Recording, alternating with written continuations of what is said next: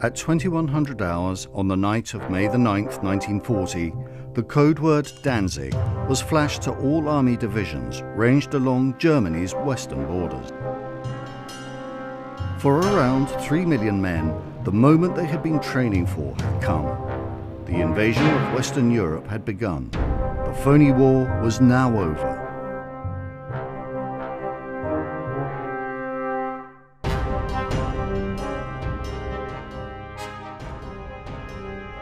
In the early hours of May the 10th, nearly 30 divisions of Army Group B crossed the border and advanced into Holland, Belgium and Luxembourg. Luxembourg soon fell, but the armies of Belgium and Holland were not about to stand aside. Both Belgium and Holland were neutral countries, and no declaration of war was made until the actual invasion began. Holland, in particular, had strictly followed its policy of neutrality. A lack of investment meant that it had a very small standing army and few tanks. But the landscape was also crisscrossed with waterways. This was supposed to provide an effective defence network, as they could flood the low-lying area. In the event, the Germans simply bypassed these obstacles or created new improvised crossings.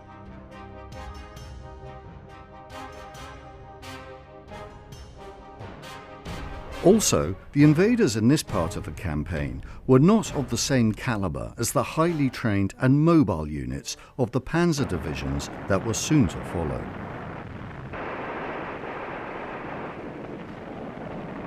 The German attack through Holland was intended to be a feint in order to lure the British and French forces north.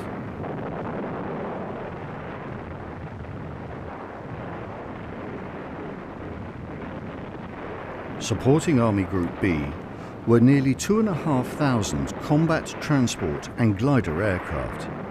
As detailed reconnaissance had been carried out, the Luftwaffe was able to quickly destroy the Dutch and Belgian air forces and establish complete air superiority within the first 24 hours of the invasion.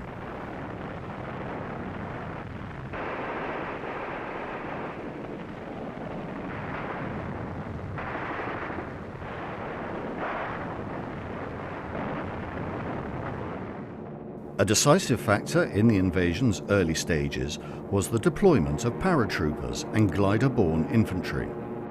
They landed far ahead of the infantry and were tasked with seizing and holding airfields and bridges until they could be relieved by the advancing forces.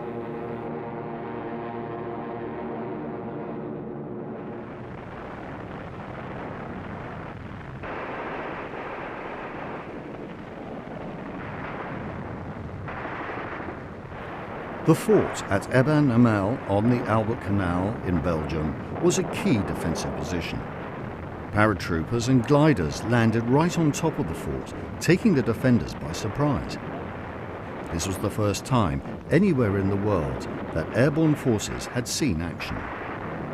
It was also the first time that hollow charge explosives were used to blast through the casemates.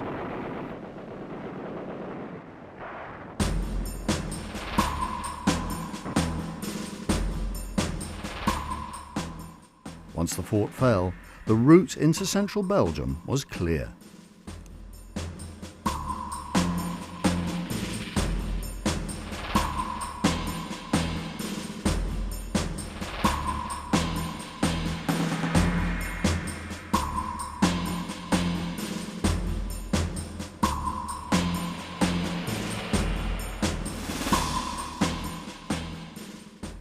Strategically, it was important for the Germans to take Holland out of the war as quickly as possible. This would then deny the Allies a valuable foothold on the continent from which they could threaten Germany's industrial heartland in the Ruhr Valley.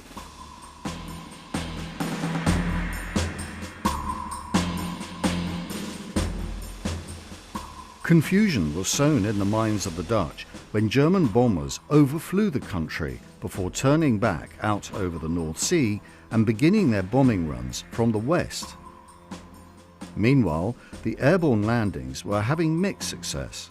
The paratroops were unable to secure the main airfield at Yperburg near The Hague, seat of the Dutch government.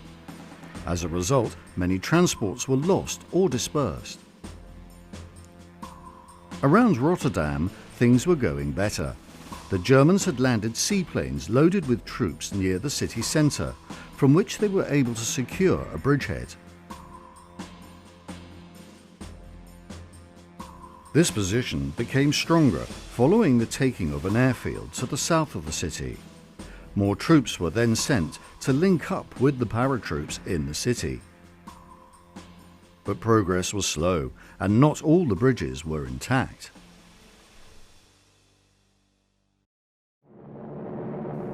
Holland was an irritation in the great scheme of the attack on France. The sooner the Germans could take out Holland, the sooner they could concentrate all their resources on France.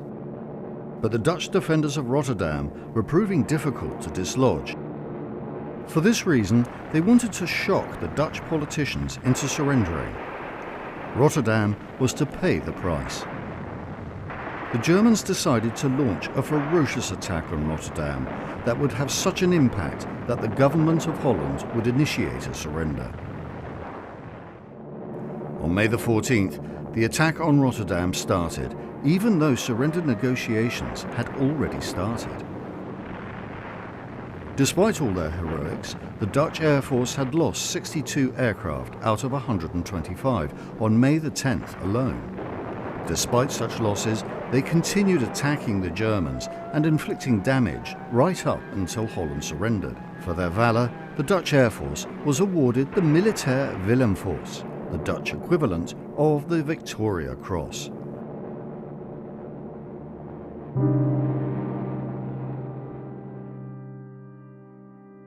Eventually, around 100 tons of bombs were dropped, destroying around a square mile of the medieval city centre and killing some 1,000 civilians. A further 80,000 were made homeless. The incident led to the immediate surrender of Rotterdam, and very shortly afterwards, the Dutch government decided they could not risk other cities being bombed and sought an armistice.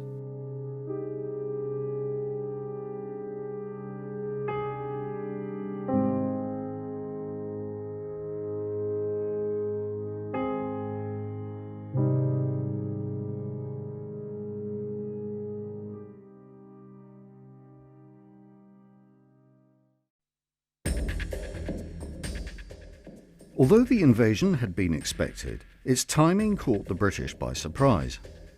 Prime Minister Neville Chamberlain had just resigned following a disastrous campaign in Norway in which around 4,000 men had been lost. On May the 10th, a new wartime coalition government was formed, led by Winston Churchill. In the meantime, the British Expeditionary Force, or BEF, had arrived in France in September 1939 under the command of General Gort, and had taken up their positions on the French-Belgian border as part of the Allied First Army Group. Following the invasion, the BEF began its advance into Belgium to take up its positions along the River Dyle as had been planned. On their immediate left was the Belgian army, and the French First Army on its right, as well as two mechanised divisions. But the inability of the French First Army to stall the Germans long enough in Holland meant that there was a danger that the Allies' flank could be exposed before the armies were properly dug in. The Germans, meanwhile, had drafted in two panzer divisions to increase the power of Army Group B. Between them, the two divisions could field around 620 tanks. The majority of their tanks were light Panzer Mark 1s and 2s, which were no match for the French tanks like the Saumur 35. Even the gun of the main battle tank, the Panzer Mark III, could not penetrate the armour of the S-35s. In fact, the only tank the Germans had at this point that was capable of holding its own in a tank versus tank confrontation was the Panzer Mark IV. But they only had 52 of these.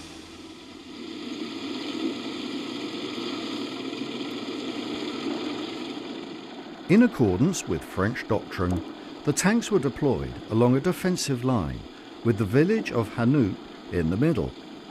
The terrain here is open plain, ideal for tanks and motorised infantry, and so it was vital the French armour stop them. The stage was set for what was, up to that point, the largest tank battle in history. On May the 12th, the German panzers broke through the Dutch and Belgian defences and charged towards the French tanks. Over the next 3 days, nearly 1,200 tanks battled it out to gain control of the Belgian plain.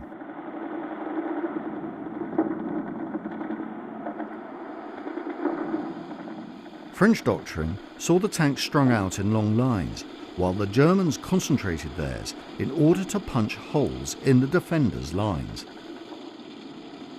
The German tank crews could fight the French tanks only with personal resolution and courage by flanking them and attacking weak points to their sides and rears. Due to the inferior firepower and armour on most of their tanks, the Germans suffered heavily. 160 German tanks were destroyed by French tanks. However, because the Germans took control of the battlefield in the end, most of their damaged and destroyed tanks were repaired and sent back into service. Wireless was another key to German success. German tanks had radio receivers that allowed them to be directed by platoon command tanks, which in turn had voice communication with other units. Wireless allowed tactical control and far quicker improvisation than their opponents. Radio allowed German commanders to coordinate their formations, bringing them together to create greater firepower, whether it was in attack or defence. Most French tanks also lacked radio. Orders between infantry units were typically passed by telephone or verbally. The combat effectiveness of German armour was much higher as well, because their tanks were manned by 5 crewmen. This reduced reaction time and spread out the stress placed on the tank crews. The French, on the other hand, stressed the importance of armour over mobility. Their vehicles were more suited to static defence. Although their heavy armour gave the German tank crews plenty of grief, they lost strategically because the Germans could control the battlefield and outflank them at every juncture. The French lost 30 S-35 tanks in this battle, some of which were abandoned by their crews because they ran out of fuel. The insufficient combat radius was the main weakness in French tanks, but they managed to delay the German advance and bought the Allies valuable time.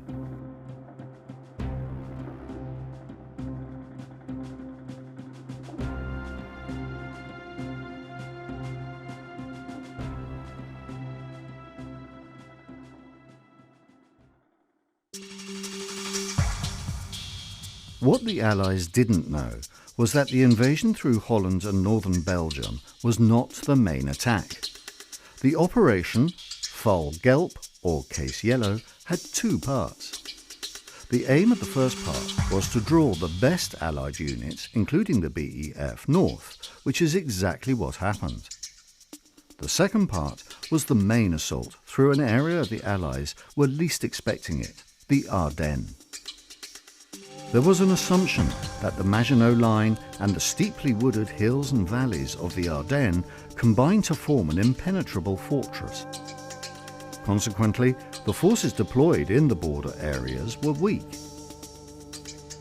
As the fighting in Holland progressed, nearly 46 divisions, including most of the panzer divisions, were assembling in secrecy in the Ardennes.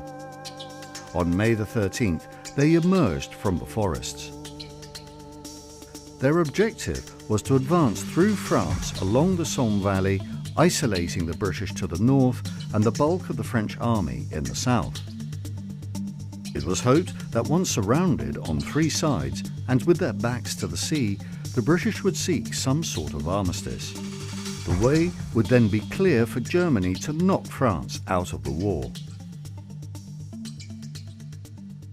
German operational tactics relied on highly mobile offensive units with balanced numbers of well-trained artillery, infantry, engineer and tank formations, all integrated into panzer divisions. They relied on excellent communication systems, which enabled them to break into a position and exploit it before the enemy could react. Panzer divisions could carry out reconnaissance missions, advance to make contact, defend and attack vital positions or weak spots. This ground would then be held by infantry and artillery as pivot points for further attacks.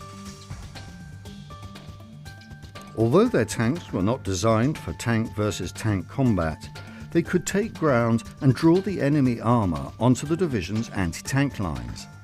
This conserved the tanks to achieve the next stage of the offensive.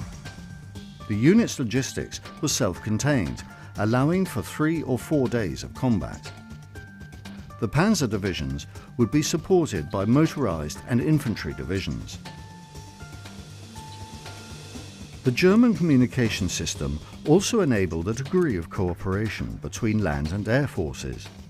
Tactical air controllers were attached to the panzer divisions, who could call up Ju-87 Stuka dive bombers to provide air support. Typically, it took them about an hour to arrive overhead during the Battle of France.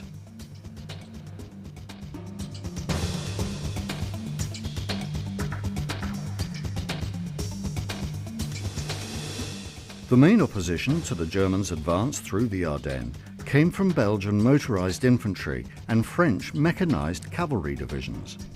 However, they were unable to delay the panzers' progress, and so withdrew back to the river Meuse. Arguably, a bigger obstacle was the poor road network through the forests and ravines. What routes there were became gridlocked due to the sheer number of vehicles trying to get through. The panzer divisions had over 40,000 vehicles, and although these had been spotted by French reconnaissance flights right up to the night of May the 10th, they were discounted by intelligence officers on the assumption that these were likely to be secondary attacks to the one in Holland. In the northern part of the Ardennes, 7th Panzer Division, commanded by General Erwin Rommel, struggled to secure a bridgehead on the Meuse at Dinant. The French defenders had succeeded in blowing the bridges, and so improvised crossings had to be attempted under determined enemy fire. The river at this point is about 120 yards wide, which meant progress was slow. But the slow, ponderous communications of the French army were playing their part, and reinforcements simply did not arrive on time. Planned counterattacks were rescheduled and cancelled. By the morning of May the 14th, German tanks were occupying the heights looking down on the defenders. Rommel was across the Meuse.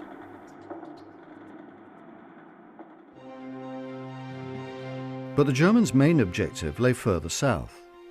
Sedan was regarded as the gateway into France. Capture this, and the route across the plains of northern France would be clear all the way to the coast. Defences at Sedan were weak and neglected. Half-hearted attempts had been made to reinforce the defences in the winter of 1939, but the cold weather prevented the concrete from setting properly. The works that were carried out were photographed by Luftwaffe reconnaissance flights. To make matters worse, there were no mines, as most of the allocated stock had been used in defence of the Belgian border. The attack was to be led by General Heinz Guderian's 19th Panzer Corps. Ideally, Guderian wanted his artillery to soften up the bunkers and gun emplacements, but they were still struggling to get through the traffic backed up through the forests. But he did have the Luftwaffe. Over the next 3 days, the Luftwaffe launched nearly 4,000 sorties, more sorties than the world had yet seen.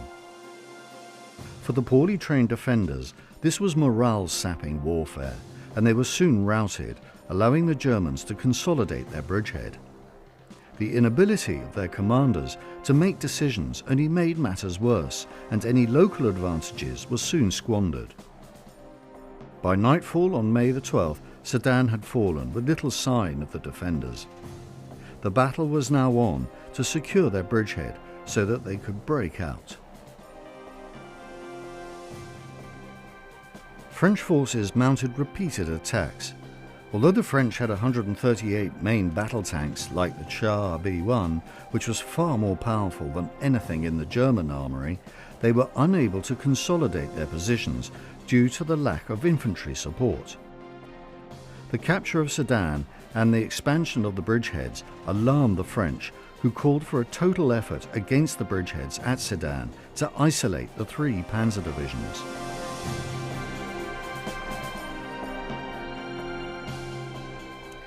General Gaston-Henri Billot, commander of the 1st French Army Group, whose right flank pivoted on Sedan, urged that the bridges across the Meuse be destroyed by air attack, convinced, he said, that over them will pass either victory or defeat.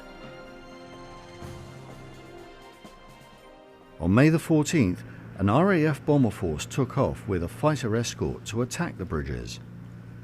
The fighters were soon tied up in battles with German fighters, leaving the Fairey Battles and Bristol Blenheims to soldier on alone. But their targets were already heavily defended, and so the bombers had to run the gauntlet of heavy flak as they approached their targets. So heavy was the defensive fire that the Allied bombers could not concentrate over the target. Allied bomber pilots called it the hell along the Meuse. Out of 71 bombers dispatched, 40 to 44 bombers were lost, meaning a loss rate of 56 to 62%. The fighters fared little better. Greatly outnumbered, their losses were some 52%.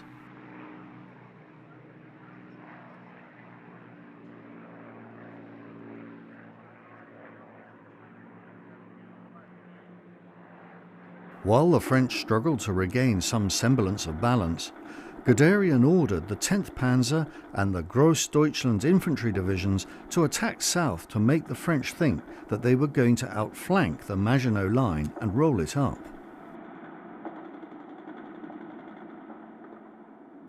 To the south of Sedan lay the heavily fortified heights of Stonne. By capturing this area, the Germans were able to deny the French a vantage point that overlooked Sedan.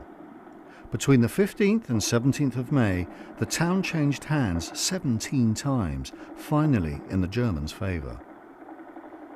But by then, Guderian was already on the move northwestwards.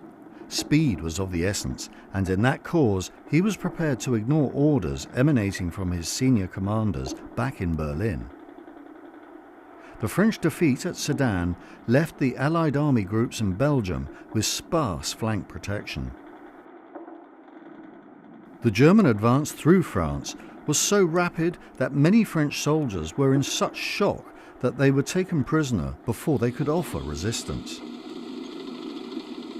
On May the 15th, Rommel's 7th Panzer Division encountered the French 1st Armoured Division, but rather than engage in a lengthy delaying battle, they simply drove through them and left the 5th Panzer Division to finish the job.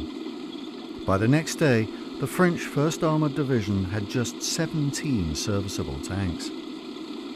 At the same time, Guderian's 1st and 2nd Panzer Divisions broke out of their Sedan bridgehead. The French divisions were scattered and finding it difficult to form a coherent defence against the rapidly advancing German mobile units.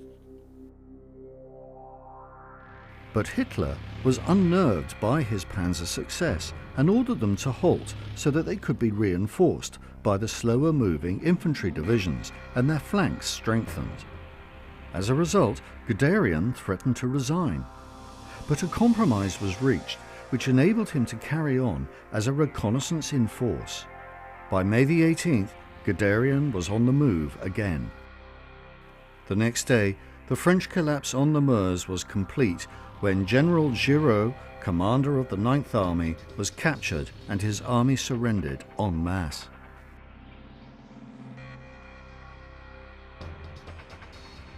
Although the French expected the Germans to drive south and take Paris, they didn't. Their trajectory was towards the north coast of France.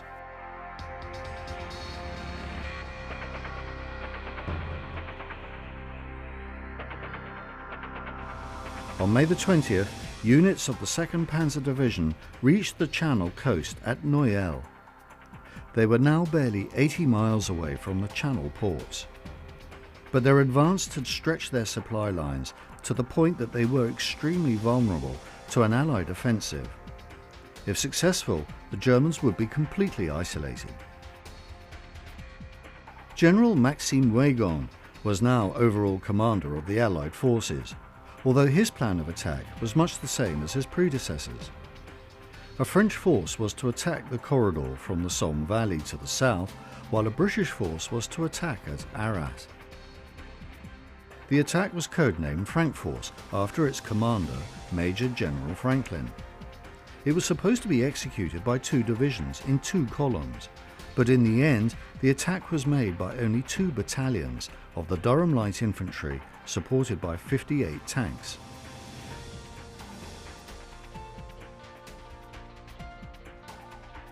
These were machine gun-armed Matilda 1s and 2-pounder-armed Matilda 2s of the 4th and 7th Battalions of the Royal Tank Regiment. The attack began on the 21st of May, and both columns initially made good progress, advancing up to 10 miles. The heavy armour of the Matilda 2s made them virtually impervious to German anti-tank weapons, their shells bouncing off the flanks with little effect. But the attack lacked any air support because of poor communications, as well as manpower to consolidate any gains. Rommel subsequently made a counterattack that evening and recovered the situation, but it had cost 7th Panzer Division heavy casualties.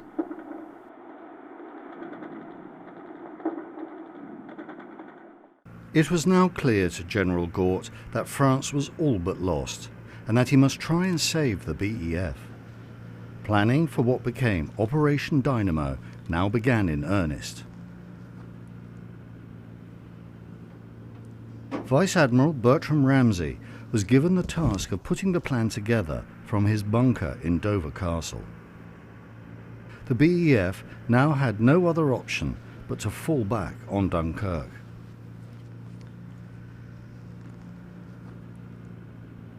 However, the attack at Arras did have one positive outcome to it.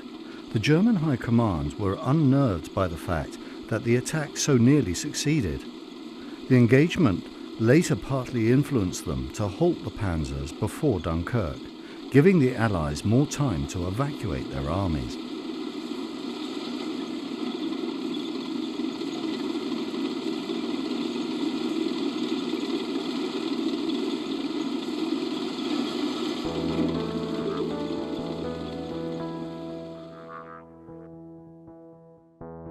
One of the problems that had dogged the Allies throughout the campaign was the huge number of refugees on the road that held up movement of men and material.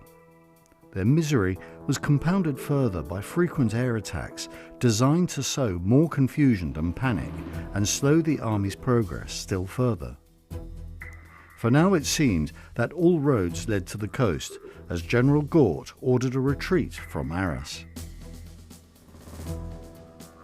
As Guderian's panzers headed towards the Channel ports, Boulogne was reinforced by the 20th Guards Brigade, consisting of Irish and Welsh Guards who were shipped over from Dover during the night of May the 22nd to join the French units who were already in the old part of the town.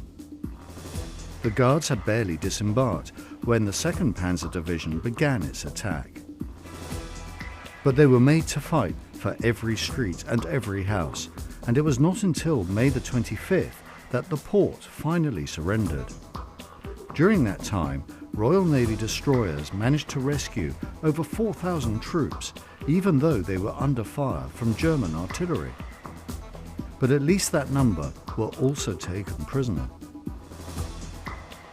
It was a similar story at Calais. Except for the Rifle Brigade defending, there was to be no evacuation attempt. Despite being besieged by the 10th Panzer Division and the Grossdeutschland Infantry Division, they held on until May the 26th before surrendering. Both these actions were to give the French and British a little but much needed time to finish preparations of the defensive perimeter around Dunkirk. French and British preparations were given a further helping hand when the panzers were ordered to stop. The attack at Arras had badly shaken German high command, and they were convinced that the long corridor created by the rapid advance was too vulnerable to further attacks. Also, the panzers needed to pause so that they could be replenished after weeks on the move.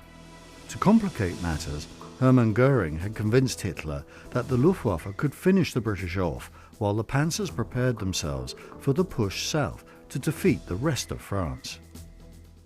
It wasn't until the 26th of May that Hitler changed his mind and let the panzers attack once more, but the Allies had been given the time they needed to get the defence organised and the evacuation planned and underway. Just before 7 p.m. on May the 26th, Winston Churchill gave the order for Operation Dynamo to begin. The hope was to rescue around 40,000 to 45,000 soldiers in 2 days.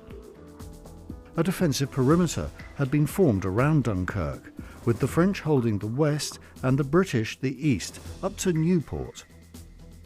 But the French were hoping to hold out in some sort of bridgehead, while the British were intending to evacuate. Neither party quite understood the other's plans. Around the Dunkirk beachhead, conditions were chaotic, with abandoned vehicles and fleeing refugees blocking the roads. Over 20,000 non-essential personnel had already been evacuated since May the 20th. But getting the troops out while under constant aerial attack was going to be dangerous work for the 850 or so Royal Navy, Dutch, French and Belgian ships allocated to the task. The bombing attacks on the harbour meant that progress was slow. Only just over 7,500 men were evacuated on the first day. A further 15,000 were taken out on the next day, the 27th. With the port now all but unusable, attention moved to the outer walls or moles of the harbour. The east mole was long enough and the water deep enough for destroyers and transports to moor either side, dramatically speeding up the evacuation.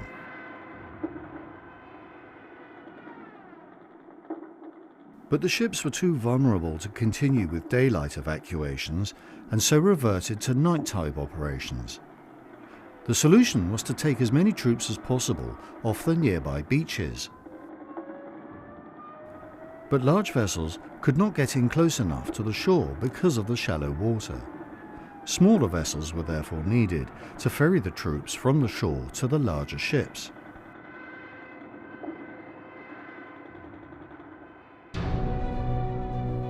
An armada of small vessels was hastily assembled around Britain's south coast.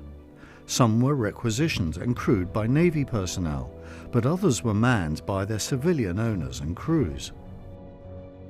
The first of these little ships, as they became known, arrived on the beaches on the morning of May the 28th. But even these vessels could not get right up to the shore, and so men had to wade out with water up to their necks to get aboard.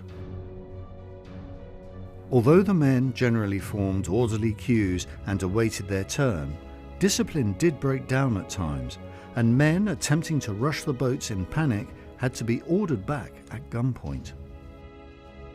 In a remarkable moment of ingenuity, vehicles were driven out at low tide and lined up to make improvised jetties. But on May the 28th, the whole evacuation operation nearly came unravelled when the Belgian king surrendered his army without consulting his allies. It left a wide gap to the east of Dunkirk that required 2 divisions to block.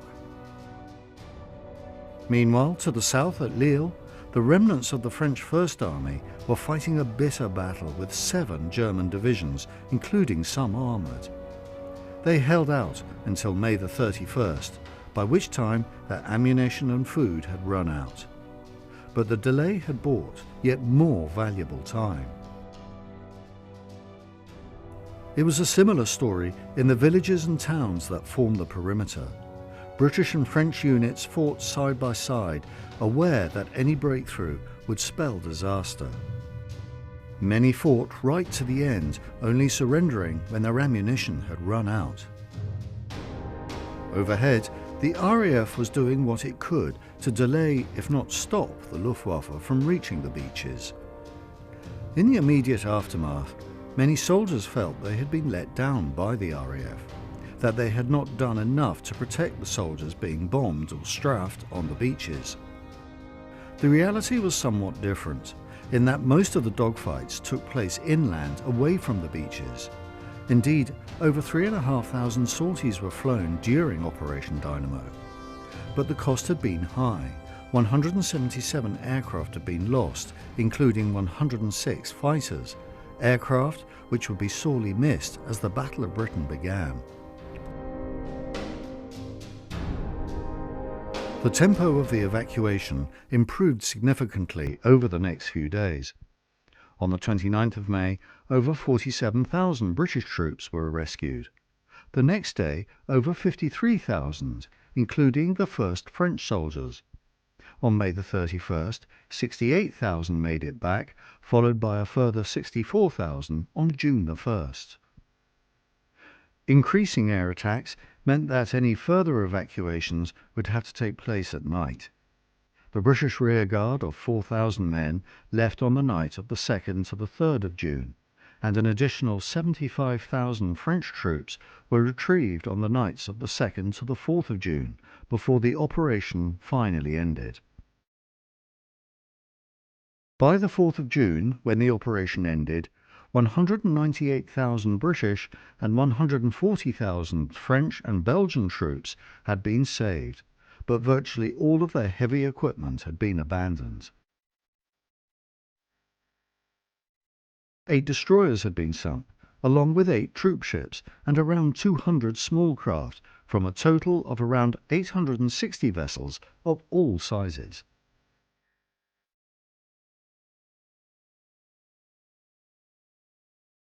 The German troops who occupied the town on June the 4th could not have believed that the war would last another 5 years, nor that they would be on the losing side.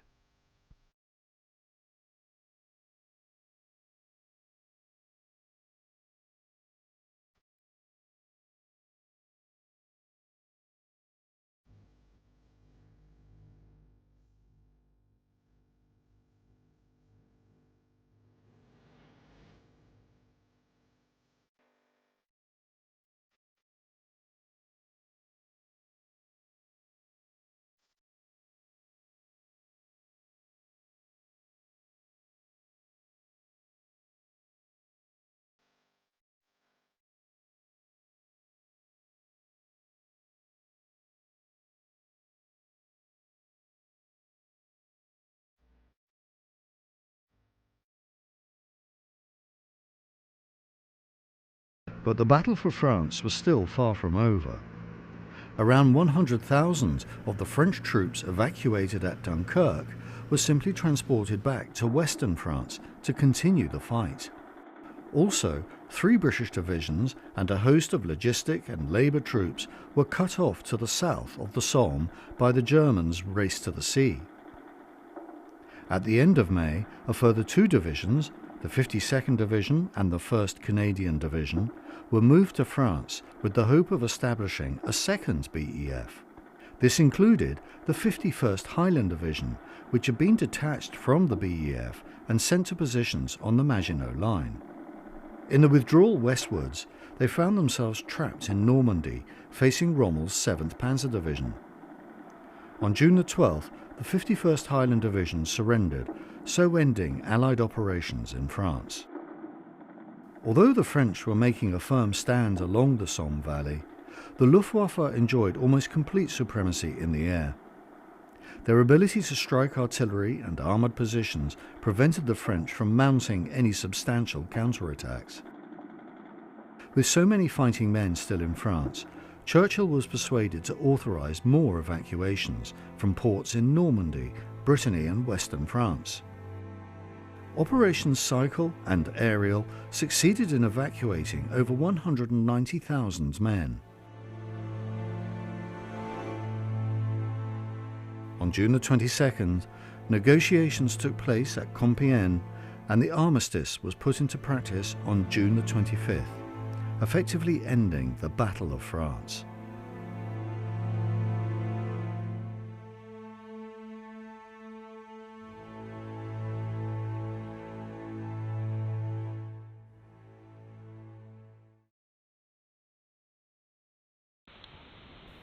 Today, the beaches around Dunkirk are a popular tourist spot.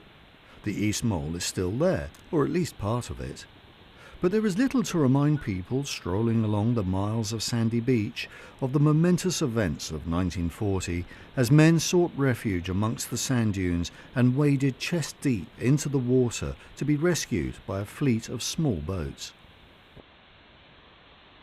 But as the tide recedes, it reveals the past. The skeletons of several little ships can still be seen, their bones jutting up out of the sand. The remains of the Devonia are easily recognised at Bray Dune. Before the war, she was a paddle steamer providing excursions in the Bristol Channel. During May the 30th, she was damaged by bombs and beached, which is where she remained until broken up for scrap by the Germans during 1941. Further west along the beach are the remains of the Crested Eagle. Like the Devonia, she was also a paddle steamer that saw service on the Thames. Late in the afternoon of May the 30th, the Crested Eagle was moored alongside the Eastern Mole in Dunkirk. With around 600 soldiers on board, she began her journey home, following the coast as far as Bray Dune before heading northeast and then turning west towards Dover. But the Crested Eagle never made it. She was attacked by dive bombers and set ablaze. In order to try and save as many men as possible, the skipper decided to beach her. In spite of his efforts, around 300 men died in the inferno. Wormhout is a small town to the south of the beaches. As part of the British Expeditionary Force's retreat to Dunkirk, the 144th Infantry Brigade of the 48th South Midland Infantry Division was holding the road that runs southward from Berg through Wormhout to delay the German advance. Having exhausted their ammunition supplies, the troops at Wormhout surrendered, assuming that they would be taken prisoner and treated according to the rules of war.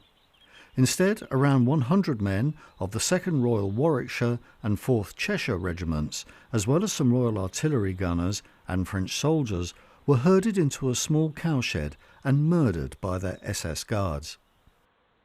Incredibly, there were survivors. Today, the restored cowshed still stands.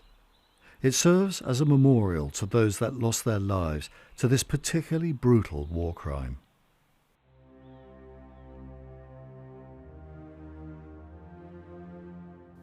The evacuation of so many troops from Dunkirk using small boats crewed by civilians quickly became part of the national folklore.